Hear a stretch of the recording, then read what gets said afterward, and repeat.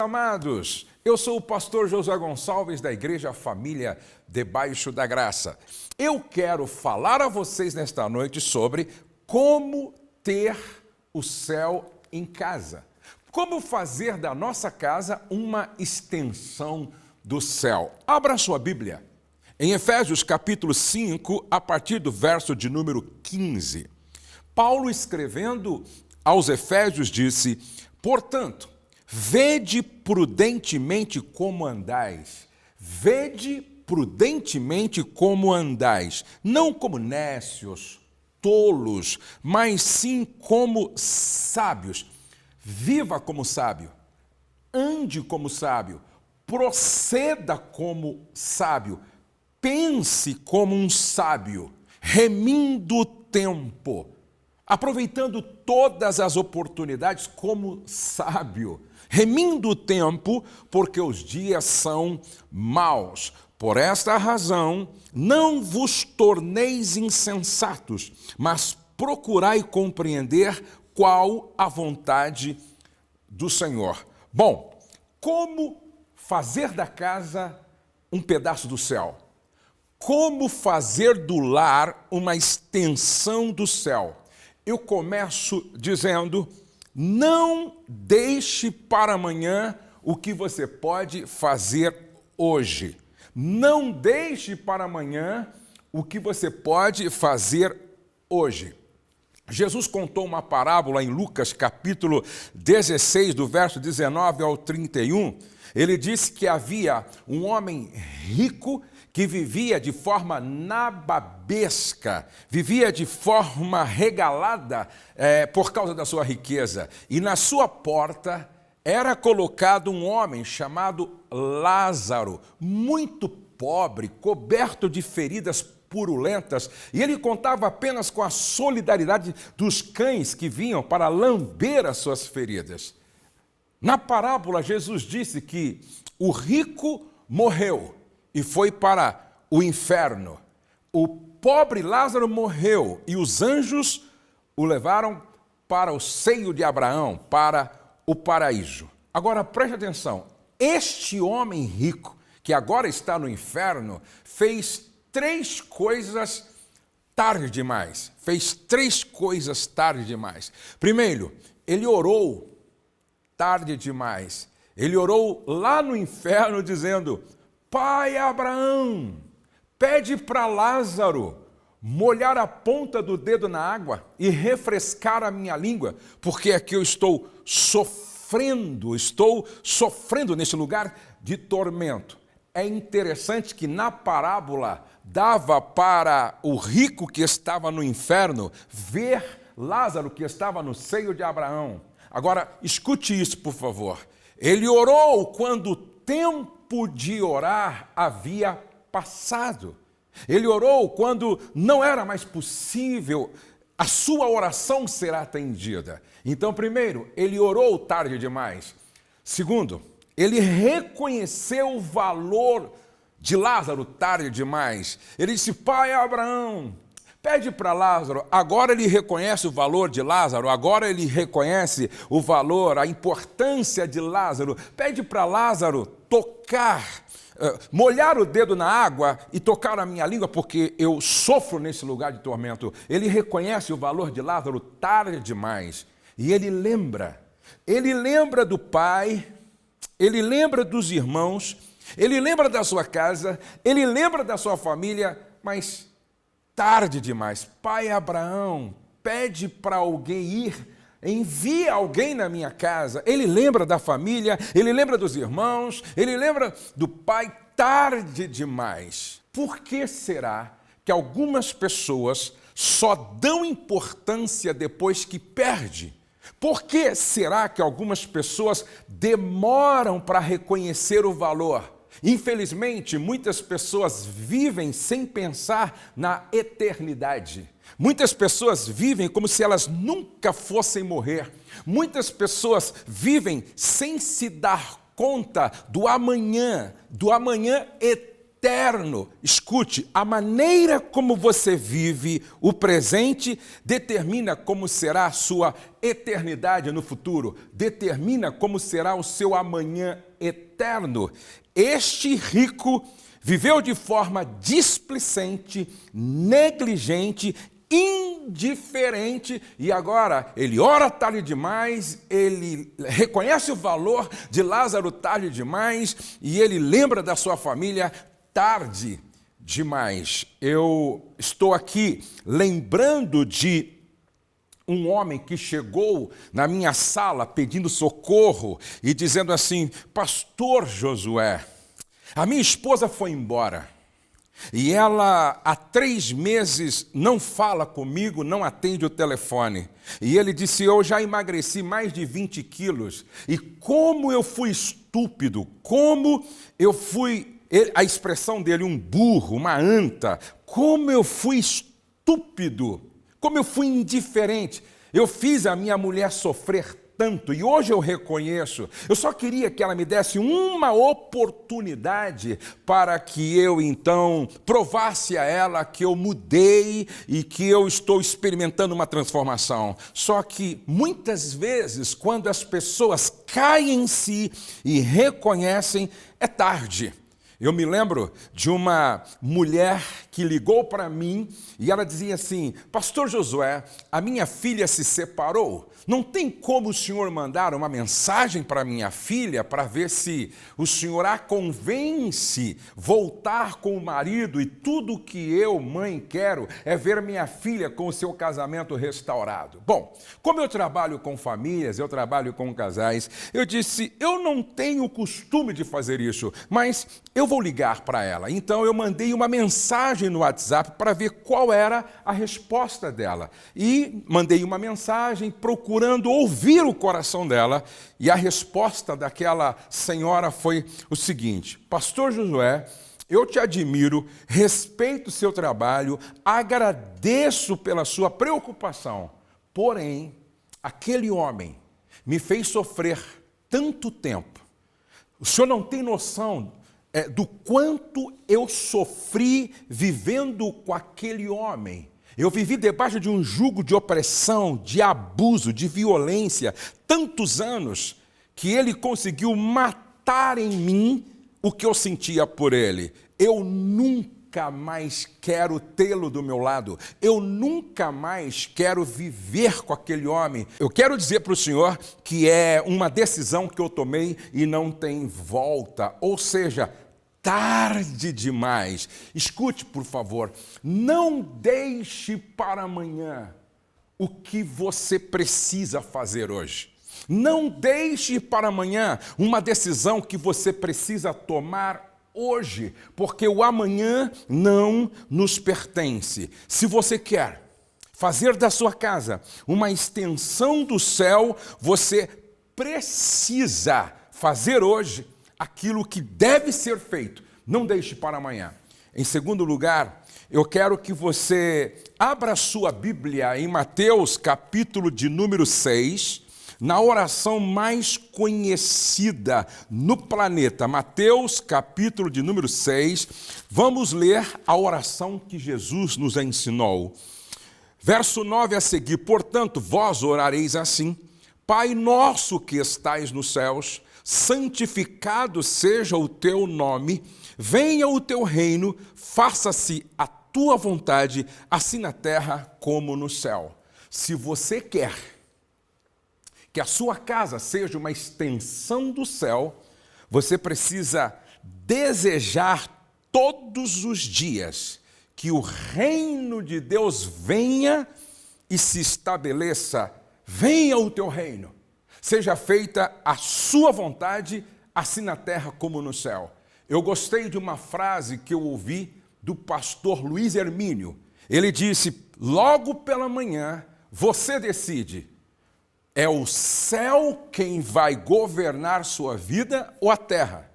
Você quer ser governado pelo céu ou você quer ser governado pelas coisas da terra?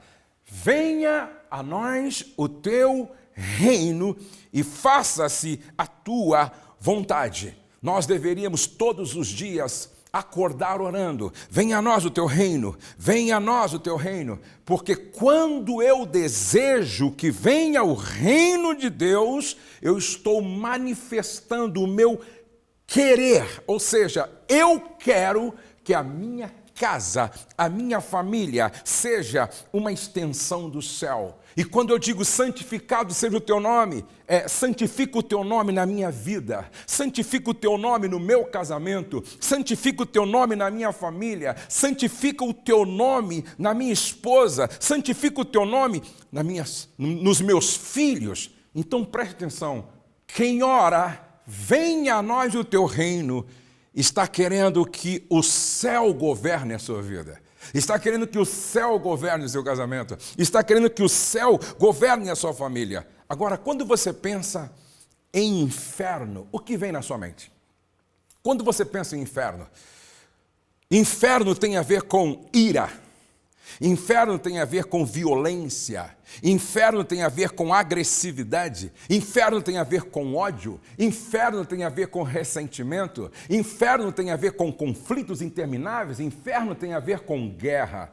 Agora, quando você pensa, ou quando você ouve a palavra céu, o que vem na sua mente? Eu tenho certeza que vem na sua mente paz, alegria, presença angelical, adoração, louvor. Preste atenção, quando você pensa em céu, você pensa na presença de Deus, na presença de Cristo, no mover do Espírito Santo, no mover da glória de Deus. O que é inferno? Inferno é a ausência de Deus, a ausência de Cristo, a ausência do Espírito Santo. O que é céu? É presença de Deus, presença de Cristo, presença do Espírito Santo. Preste atenção. Quando nós entendemos a oração do Pai Nosso como estilo de vida, significa que nós estamos experimentando uma realidade celestial na nossa vida, no nosso casamento, na nossa família, na nossa casa. Quando você ora, o pão nosso de cada dia nos dá hoje. Não é o pão da semana, não é o pão do mês, não é o pão do ano. É o pão nosso de cada dia nos dá hoje. E por que hoje? Isso nos fala de uma dependência diária. Uma dependência diária de Deus, uma dependência de todos os dias de Deus. Eu dependo da provisão, eu dependo do cuidado, eu dependo desse amor cuidadoso de Deus de todos os dias. Por isso, o pão nosso de cada dia nos dá hoje. Agora, preste atenção. A palavra do Senhor diz: venha o teu reino, seja feita a tua vontade, assim na terra como no céu. O pão nosso de cada dia nos dá hoje. E perdoa as nossas dívidas, assim como nós perdoamos os nossos devedores. Nesta parte da oração, nós encontramos um perdão no sentido vertical e um perdão no sentido horizontal. Perdoa as nossas dívidas, porque nós já perdoamos os nossos devedores. Deixa eu afirmar uma verdade para todos vocês. A maneira como eu me relaciono com Deus determina o meu relacionamento com o próximo. Preste atenção. A maneira como eu me relaciono com Deus determina o meu relacionamento com o próximo. E quando eu oro, venha a nós o teu reino, seja feita a tua vontade, santifica o teu nome na minha vida, na minha casa, na minha família, eu estou com o meu coração aberto e disponível para o perdão.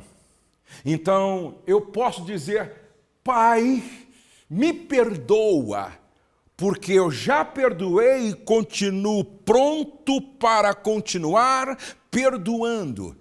Eu tenho dito com uma certa frequência: Se você tem muita dificuldade de se relacionar com a sogra, com o cunhado, com a cunhada, se você tem muita dificuldade para se relacionar com os seus familiares, talvez o problema não seja eles, é que o seu relacionamento com o céu está pobre, o seu relacionamento com Deus está muito pobre. Se não, veja o que está dito por Jesus no Sermão da Montanha. A oração do Pai Nosso está dentro do Sermão da Montanha. E o que eu vou ler aqui para você também faz parte do Sermão da Montanha. Jesus, no capítulo 5, verso 44 e 45, diz assim, olha, de São Mateus: eu, porém, vos digo, amai vossos inimigos. Amai vossos inimigos. Orai pelos que vos perseguem. Preste atenção. Ame seus inimigos e ore por aqueles que perseguem. Escute, se você ora, venha o teu reino para dentro da minha casa, do meu casamento, da minha família, você está também desejando que a sua vida, a vida do seu cônjuge, a vida da sua família seja governada, orientada, dirigida pelos valores do reino.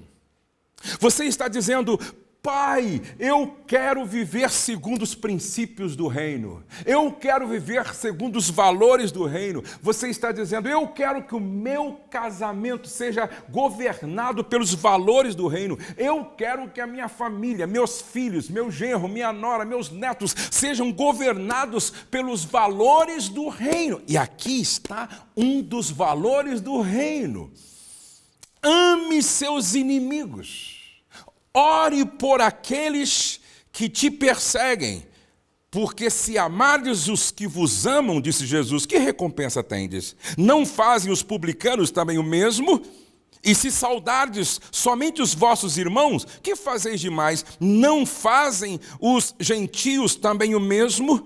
Se eu quero ser reconhecido como filho deste Pai que está no céu, eu preciso viver amor, porque Deus é amor. E se Deus é amor, todas as minhas atitudes, ações, decisões precisam expressar este amor. Se você quer que a sua casa, a sua família, o seu lar seja uma extensão do céu, você precisa viver a realidade da cultura do reino de Deus. Você precisa praticar os valores do reino de Deus. Mas você precisa ter fome, sede, buscar a vontade de Deus. Pai nosso que está no céu, santificado seja o teu nome, venha a nós o teu reino, seja feita a tua vontade. E aí então você pergunta: Pai, qual é a tua vontade para a minha vida como marido? Qual é a tua vontade para a minha vida como marido? Aí o pai vai dizer assim, eu falei para Paulo escrever sobre a minha vontade para a tua vida como marido. Aos Efésios, capítulo de número 5, verso 25. Então, se eu pergunto: Pai, qual é a tua vontade para a minha vida como marido? O pai vai dizer: leia o que Paulo escreveu em Efésios, capítulo 5, verso 25. Maridos, amai vossa mulher, como também Cristo amou a igreja, e a si mesmo se entregou por ela. Esta é a vontade revelada do Pai na palavra, que eu ame a minha mulher como Cristo amou a igreja. Se eu pergunto para você, marido, você ama a sua esposa? Você certamente dirá para mim: claro que eu amo, pastor Josué. Essa pergunta é fácil de responder. Agora eu quero te fazer uma segunda pergunta. Você ama a sua esposa até a cruz? Você ama a sua esposa até a cruz? Este é o amor agapau. Não é eros, não é filéu, é o amor ágape. Amor sacrificial, amor incondicional, amor que se doa, amor que se entrega. Quando Paulo disse, maridos, amai vossa mulher, como também Cristo amou a igreja e a si mesmo se entregou por ela, Paulo estava falando de sacrifício, Paulo estava falando de cruz, Paulo estava falando de entrega. E a pergunta que fica é, quantos maridos amam a esposa sacrificialmente, desta forma, ao ponto de se entregar até a cruz por ela? Você ama a sua esposa até a cruz? Alguns estão dizendo, eu amo. Será que você seria capaz de dar a sua vida pela sua esposa, sendo que você não entrega nem um cartão de crédito para ela? Será que você seria capaz de dar a própria vida se você não empresta, às vezes, nem o carro para a esposa? Se você não faz o mínimo necessário que exige entrega? Preste atenção, amar como Cristo amou. Eu me lembro que eu fui ministrar no Nordeste e quando eu lá cheguei, nesta cidade, no aeroporto, eu encontrei o Alcebiades, junto com a sua esposa que foi me buscar.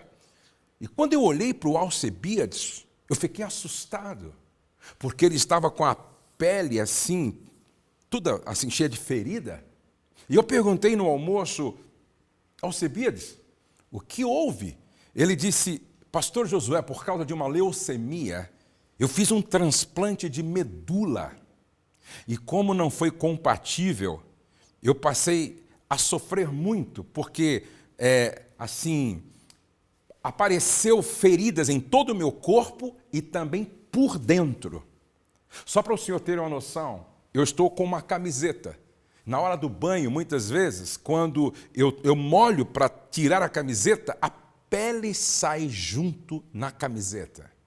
Pastor Josué, eu e Jó estamos assim disputando para ver quem sofreu, ou no meu caso, está sofrendo mais.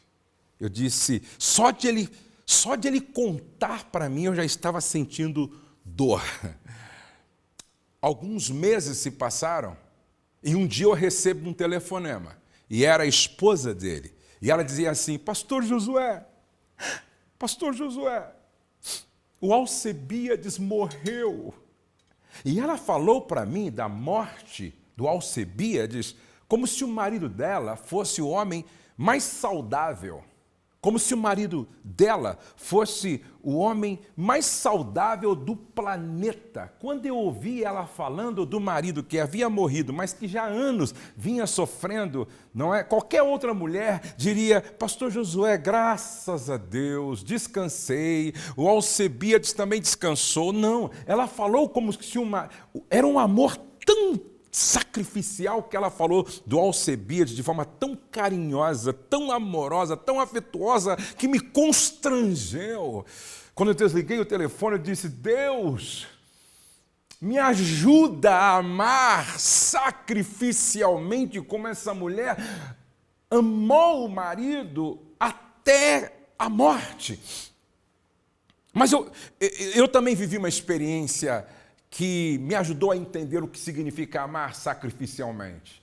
Eu me lembro que a minha esposa, apareceu um caroço no seio dela, e ela então fez um exame, fez outro exame, depois fez uma biópsia. Nós saímos de férias, quando voltamos de férias com a família, eu fiz questão de ir com a minha esposa no consultório de um mastologista. Quando o mastologista abriu o exame e que viu o resultado, ele olhou para mim e para a Rose e ele disse assim, senhor Josué e senhora Rose, eu não sei se vocês já esperavam por isso, mas eu quero informar que aqui nos exames diz que a senhora Rose tem um câncer de 4 centímetros e é um câncer terrível, é um daquele tipo de câncer que mata. E ele desenhou um quadro muito tenebroso.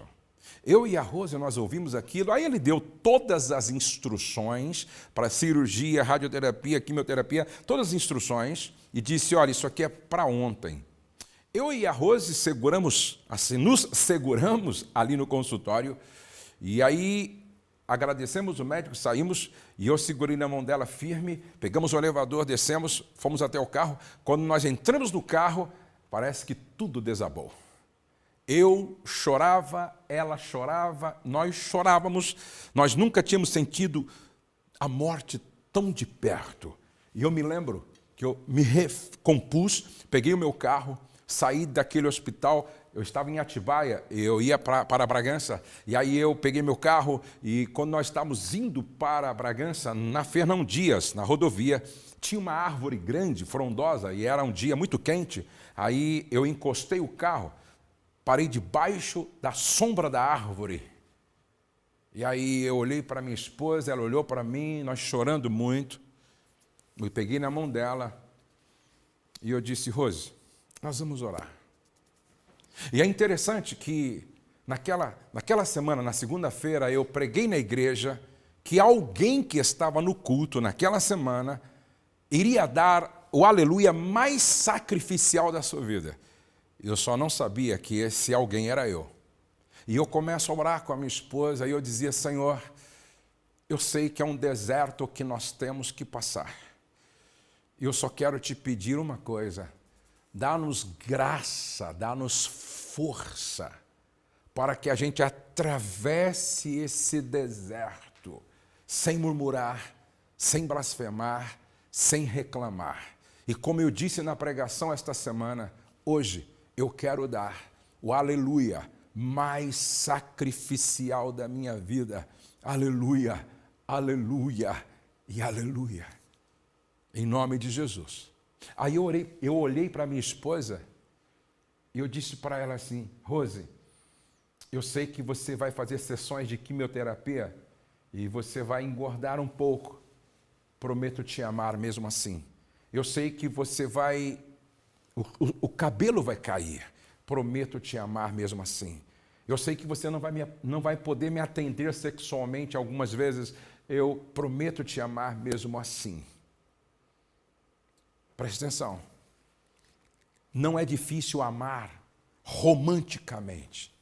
O desafio é amar sacrificialmente. Porque Paulo, aqui em Efésios capítulo 5, ele está falando de amor sacrificial, de amor doador, de amor altruísta, de amor que nos leva a um comprometimento radical até que a morte nos separe. Então, eu quero que você entenda, marido, que quando você ama a sua esposa sacrificialmente, ao ponto de se entregar em favor do bem-estar dela, você está fazendo a vontade do Pai e santificando o nome dele na sua vida. Um ano de deserto, um ano de vale, eu e a minha esposa. É interessante que ela fez a cirurgia, fez as aplicações de quimioterapia, depois passou pela radioterapia. Quantas vezes eu acordava e a minha esposa já estava acordada desde as 5 horas e eu olhava para ela chorando, e a única coisa que dava para fazer era afagar o cabelo dela e recitar um salmo. O Senhor é o nosso pastor e nada nos faltará.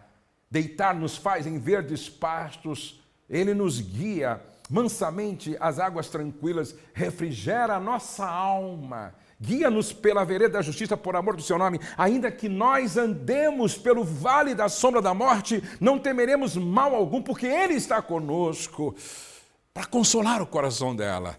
E é interessante que passou esse tempo de deserto.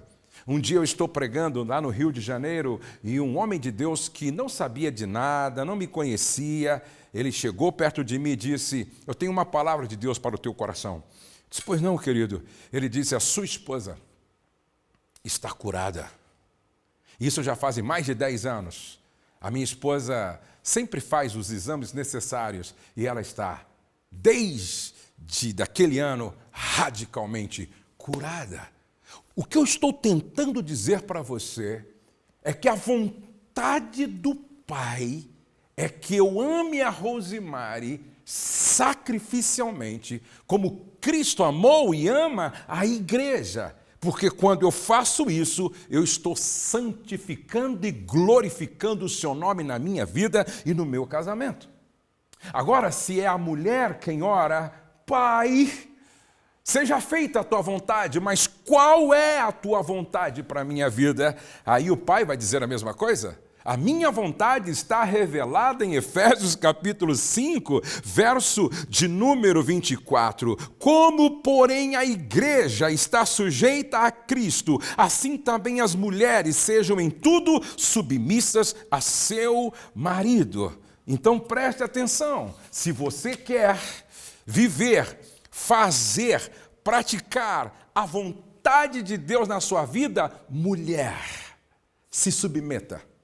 Submissão, exerça missão de apoio ao lado do seu marido. E esta submissão não tem nada a ver com se autoanular e se tornar uma empregada doméstica de luxo do marido. Não.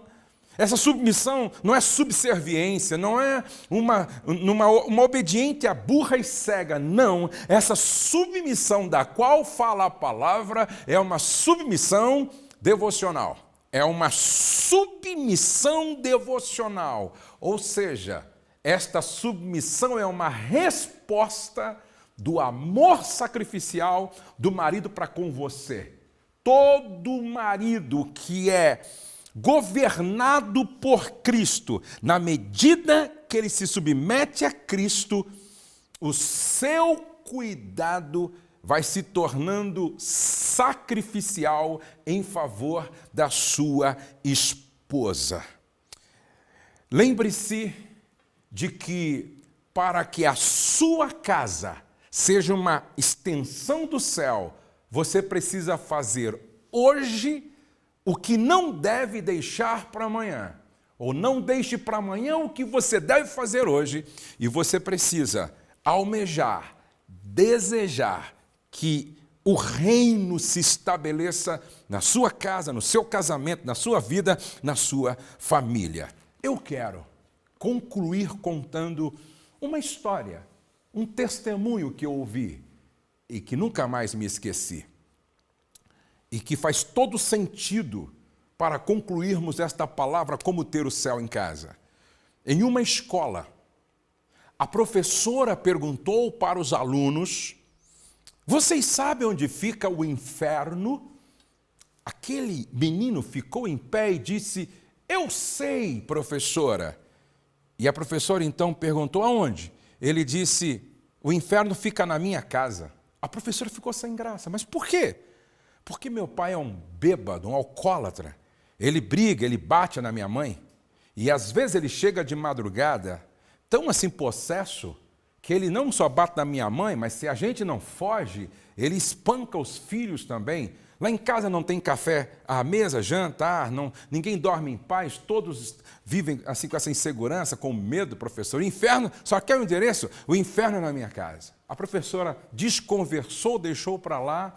Passaram-se alguns dias, a professora então perguntou, passaram-se alguns meses, a professora perguntou para os mesmos alunos: vocês sabem aonde fica o céu? O mesmo garoto fica em pé, disse: eu sei, professora, com um sorriso. Ele disse: eu sei. A professora disse: você está brincando comigo, porque eu lembro do que você respondeu da primeira vez. O que aconteceu? Onde é que fica o céu? Ele disse: na minha casa. Como assim na sua casa? Não era inferno? Ele disse: deixa eu contar para a senhora, professora. Há mais ou menos uns 4 meses atrás, bateu na porta de casa um casal de missionários. Meus pais foram até o portão. Meu pai e minha mãe, eles falaram de Jesus, falaram do Evangelho, falaram do que podia acontecer com a nossa casa se Jesus entrasse como Senhor e Salvador. Naquela manhã, papai e mamãe aceitaram, receberam, reconheceram Jesus como Senhor e Salvador. Sabe o que aconteceu, professora? Na medida em que Jesus foi entrando na nossa casa e assumindo como Senhor e Salvador, o inferno saiu e o céu entrou na nossa casa. A nossa casa hoje tem paz, a nossa casa hoje tem alegria, a nossa casa hoje tem comunhão, a nossa casa hoje tem almoço à mesa, oração, palavra, a nossa casa hoje tem jantar, a nossa casa hoje tem culto doméstico, a nossa casa hoje é o endereço do céu. A senhora quer o endereço? Professora, o céu é na minha casa. Eu sei que estou falando a centenas e milhares de pessoas que precisam conhecer a Jesus, porque aonde Jesus entra como Senhor, como Salvador, o céu se estabelece. Eu quero fazer uma pergunta. Você quer hoje abraçar a Jesus como Senhor e Salvador? Você quer confessá-lo como Senhor e Salvador? Você que está afastado, você que se desviou do caminho, você que há muito tempo não senta mais à mesa da Santa Ceia, você quer voltar hoje? Eu quero orar com todos que estão entregando a sua vida para Jesus hoje e aqueles que estão voltando para Jesus. Vamos orar? Pai, eu quero orar por todos estes que estão reconhecendo, confessando, abraçando Jesus como seu Senhor e Salvador. Eu quero orar por esta mulher, por este homem, por este jovem, por este casal, por esta família. Perdoa os seus pecados. Faz do coração morada do Espírito Santo. Escreve o nome deles no livro da vida. E nós os recebemos na família da fé, dos redimidos pelo sangue do Cordeiro. Pai, agora eu oro por aqueles que estão voltando para casa. Aqueles que estavam afastados, distantes, desviados do caminho, como filho pródigo, voltam hoje, e nós os recebemos com festa.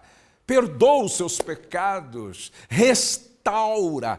Pai, enche o coração da alegria do Espírito Santo, da alegria da salvação. Pai, nós recebemos a todos estes no nome de Jesus. Agora, Pai, eu quero orar por cada lar, eu quero orar por cada família, eu quero orar por cada casal, eu quero orar por cada pessoa que ouviu esta palavra, mas que o momento em casa não é bom, que o momento no casamento não é bom, aonde houver uma crise instalada, Tu és o Deus que desinstala espíritos perturbadores, malignos. Tu és um Deus que repreende todo o mal. Pai, em nome de Jesus, nós ordenamos a bênção da paz, a bênção da harmonia, a bênção da alegria nesta vida, neste casal, nesta família. Eu quero abençoar cada pessoa, cada casal e cada família hoje, no nome de Jesus, que haja paz nesta casa, que haja alegria nesta casa, que reine o Senhor nesta casa e que venha o Teu reino. E a Sua vontade seja feita nesta casa, aqui como ela é feita no céu. No nome de Jesus, amém e amém. Deus abençoe você, Deus abençoe a sua casa, Deus abençoe a sua família e até um próximo encontro.